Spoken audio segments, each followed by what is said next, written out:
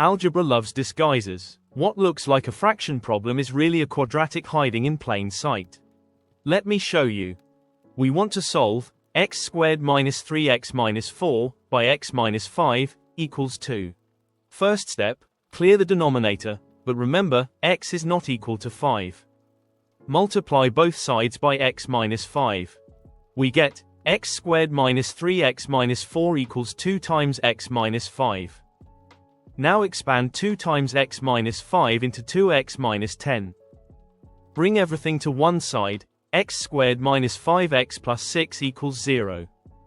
Look for two numbers that add to minus 5 and multiply to 6. Minus 2 and minus 3 satisfy these conditions. So the equation factors nicely, x minus 2 into x minus 3 equals 0.